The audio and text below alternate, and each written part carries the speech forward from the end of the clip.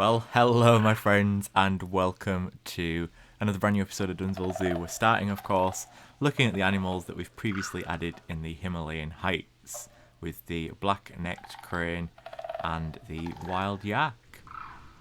In fact, I think we're just gonna go ahead and look at the wild yak now. Just doing yak things that yaks do. I hope you all had a wonderful Christmas and New Year. It's actually still 2023 when I'm recording this. So yeah, I hope you enjoyed your festive period. I did add the little donation billboards as well. But this is the area we're going to be working on today. The Red Panda Plaza.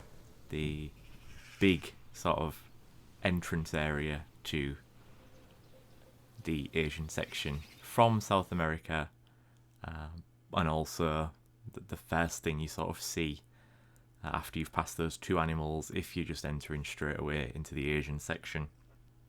From here it leads on into the rest of the Himalayan heights, and then that leads on into wild China, and then you could also take a path that's going to run off to the right, and that will take you to the Indo-Gangetic plain, which is a little bit of a mouthful, but that accurately describes the wildlife that's going to be there.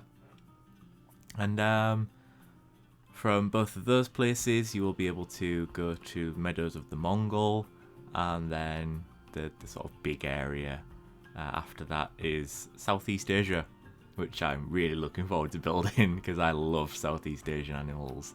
I mean, I love all animals, but there's just something about the fauna of Southeast Asia that just captivates me. You know, like lowland Anoa and Banteng and Goodfellow's tree kangaroo and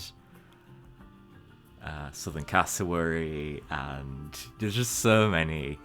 But we're starting with the Himalayan section, of course, Himalayan heights. And this plaza, I'm not going to talk too much about the plaza. You'll see it sort of going through its various stages of change as I sort of build. And not a lot of it really needs talking about, to be honest. Most of it's just placing wall pieces and making sure everything looks fine. There is actually part of this episode missing, unfortunately. We do some terrain work towards the end of the episode, and I got rather frustrated that it didn't work. So I went away and did something else, and came back and tried something else, and it worked. And I was so excited that it worked, I forgot to record. So there is part of the episode missing, unfortunately, but you'll still see the end result anyway. And it wasn't anything particularly interesting. But here we're just sort of building the walls of this sort of, I don't know what to call it really. It's like part castle, part monastery. So we'll go with castle, just because I want to go with castle. So we're building the walls of this Himalayan castle, and I wanted it to have lots of good sort of viewing opportunities. Even though you can't see any animals from here, the building itself is meant to be impressive, and you'll obviously be able to see off into South America, you'll be able to see up into the rest of the Himalayan heights area, and you'll also be able to see off to the right into the Indo-Gangetic plain. And yeah, I just wanted this sort of statement piece, this building that really sort of took your breath away, I guess, was the vibe I was going for. But because it's Planet Zoo and I don't like wasting space, a lot of these sort of spaces within the walls are actually functional. So we've got a gift shop, we've got food shops, drinks, toilets, staff buildings, and a restaurant as well. But here's me going back to the monorail after attempting it the first time, and this was an absolute nightmare, and I cannot stress enough how much it genuinely stressed me out. I even got to the point where I made that rookie error of putting another monorail down, which you can see now, so that it's straight, and then remembering after trying it that you can't connect two separate monorails together. It all has to be one like continuous building, which is, I guess it kind of makes sense if you want more than one monorail in your zoo, but it also really doesn't make sense at the same time because it is still the same thing. So I created this little guide to sort of get the rail as straight as possible so that the station would go in, and then I was checking the length of the station in South America and discovered that it's too short. There we go, that's the same length. Because obviously we're building this to be a high capacity zoo. Hopefully that's what we achieve. But yeah, it was a nightmare. Genuine nightmare. It stressed me out so much. Anyway, while this is happening, so I don't know if many of you are aware, and I'm not going to talk about this too much because I do want to do a separate video on it, but there was some really sad news over Christmas in that the Planet Zoo community management team are essentially no more now. They're gone. They lost their jobs through no fault of their own, might I add. So if you're wondering who they are, the people you've probably spoken to on the forums, the people on the live streams that Frontier do, those are the community managers. So Lydia, Tim, Jens, and I think Francesca was the other one. I think that's all of them. They were made redundant from as early as the 30th of November, and then obviously Lydia and Tim, I think it was, were kept on for the Eurasia Animal Pack, and then after that launched, they've been made redundant as well. It isn't just the community management team that have lost their jobs. Some of the development team have also been made redundant, and so have the video artists, which are the people that create the trailers and some of the people that do the screenshots as well. They've been made redundant, and I think if I remember reading correctly, one of the video artists for Planet Zoo, the role has actually been completely dissolved. It's not that they would ever cut costs by hiring someone lower skilled, for example. It's that the role just simply does not exist anymore. So that's sad, quite frankly, for them, that they've lost their jobs right on top of Christmas and in such tragic circumstances, because it's not their fault. It's management at Frontier have taken some risks with like F1 and their games foundry, and it hasn't paid off, and they've been losing money, and as a result they've had to restructure the company and put in some cost saving measures, and unfortunately it would appear that part of that is Planet Zoo's community team and video artists and like screenshot artists and stuff like that. I'm not 100% sure if anyone from the actual sort of coding or animation department or anything like that, if they've lost their jobs or not. I'm not sure, but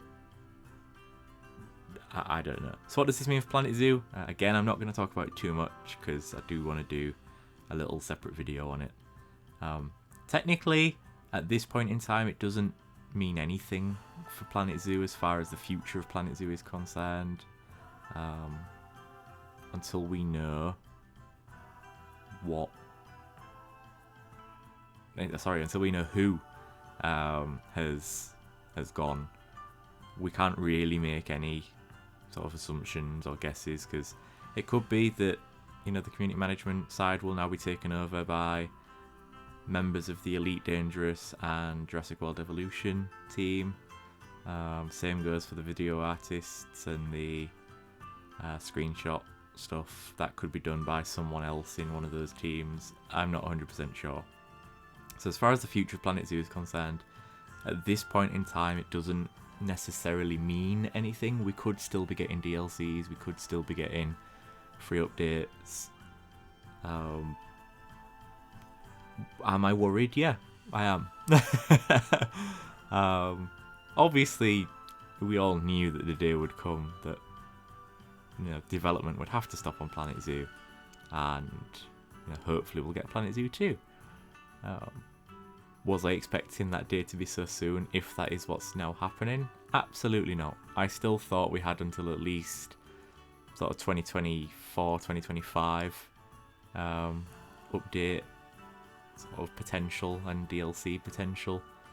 And yeah, to see if it has indeed stopped so early, it'd be a real shame, especially considering they're bowing out, if they are bowing out, on the Eurasia DLC. That's just, for me, that's not a good DLC to end on. You would want something that leaves a go out with a bang, essentially, and the Eurasia Animal Pack is not that. It is not the bang of an animal pack. So yeah, that's what's been happening while we've all been playing the game. These people have lost their jobs, unfortunately, so there'll be no more Lydia, no more Tim, no more Francesca, and no more Jens on the live streams. Similarly, the video artist for Planet Zoo, so the guy that created the trailers, he's been made redundant as well, and a couple of the screenshot artists have also been made redundant. It's just really sad, right on top of Christmas, and it's not a particularly good sign for the future. But we'll only really know probably March, April time. I'd probably say April, with the next DLC. If nothing is released, then we sort of know at that point that that's the end. Because Frontier never announced that the end of their games are there. You know, Jurassic World Evolution, it was never announced that was the Return to Jurassic Park DLC was the last sort of thing for Jurassic World Evolution. It was never announced, so same for Planet Coaster. Ghostbusters was never announced as the last pack. So I doubt we'll get an official announcement, but I think by April, if there's no DLC, we'll sort of know at that point that that's it for Planet Zoo, which would be a real shame. I'll be completely honest, that would be a real shame. But until then, we've got plenty of content on the way. Now you can see I'm adding a gift shop here. I'm just lighting it up to make sure it looks nice. It did look a bit dark. I know people won't be necessarily shopping in the dark. That's my cat. I just wanted to make it look nice. It was a bit dark even in the daytime. So the gift shops, people have been having some issues with them in terms of crashes and save file corruptions and things like that. Touch wood, I haven't. I've been quite lucky in that regard, I think. Yeah, it's been completely fine for me. There's a few texture issues here and there. You'll have seen it in this footage, what's been playing in the background. Some of the logos haven't been particularly clear, and some of the t-shirts as well. But I can live with that. I'd rather have some crappy textures as opposed to, you know, a save file corruption or game crashes. But I really like the gift shops actually, and if you haven't seen it already, I did put a video out that we could well be getting more gift shop content on the way. Obviously this was pre finding out that there's been layoffs over at the Planet Zoo team. But who knows? I think we still might get it. It depends. Obviously, Frontier do need to make money, even though they are developing new games, simulation games as well. They still need a source of income, and I think it would be rather stupid of them to stop developing Planet Zoo when that is one of only, I think, 2 things that are making them money, the other being Jurassic World Evolution 2. But it was sort of inevitable that that would make them money because it's Jurassic World. It's a massive sort of franchise. It's a massive license to them. So they'll be very happy with Universal's money. And again, you know, Planet Zoo, there is nothing on the market to contest Planet Zoo. It would be foolish for them to stop developing Planet Zoo at this point in time. But that's their choice if they want to do that. Who knows? But we'll stop with the doom and gloom train. We'll return to some more positive things. So here I'm building the food court. Just something small. It didn't need to be particularly lavish. And it's probably a little too cramped in the end, if I'm completely honest. But oh well. And I've used a lot of this dry stone. I could have used I think it's the Asia stone or just stone brick, something like that. But I wanted this old look to it, and the Asia stone or the stone brick, whichever one it is, that just looks too new. So I wanted this old but still Asian looking feel to it. And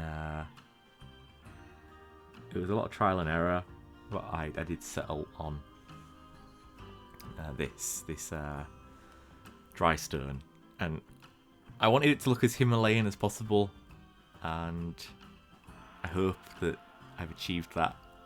I certainly think I have, but there are some areas where it is just sort of generically Asian. It's not sort of specifically like, oh my god, that's so Himalayan.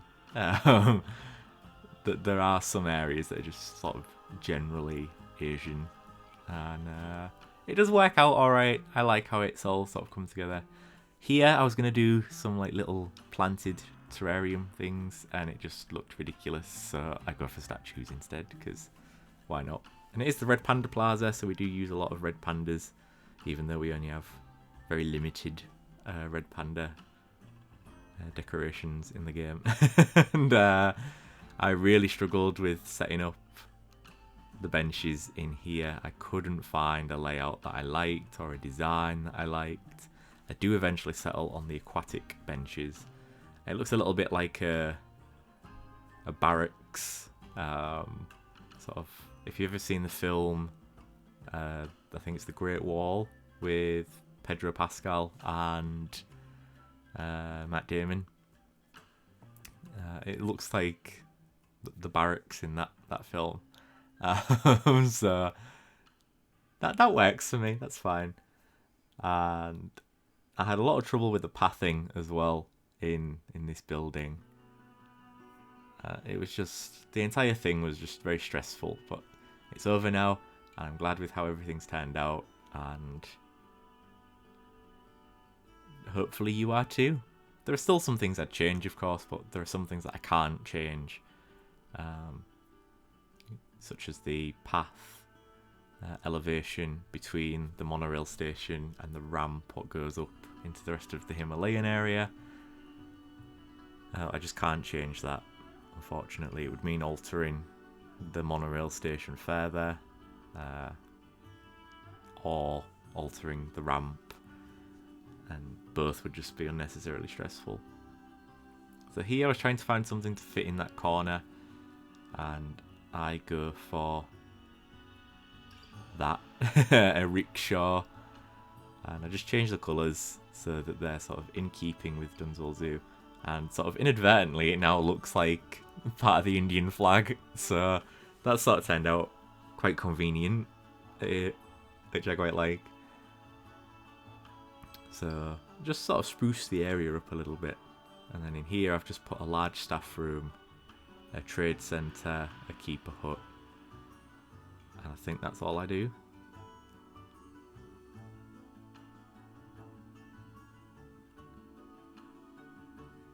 Yeah. And that's purely just to free up some space further down the line in terms of, you know, when we're building animal enclosures, that the staff facilities are sort of split. So the trade centre, the keeper hut, and one of the staff rooms. The staff rooms here primarily serves sort of the vendors, if you like, whereas the keeper hut will serve maybe the first two enclosures, as well as the ones near the front. Now here's where things go really bad really quick. The pathing here just... oh, God. Again, just stress. Pure stress. Nothing would work out correctly, and just... yeah. The pathing gets really messed up in a minute.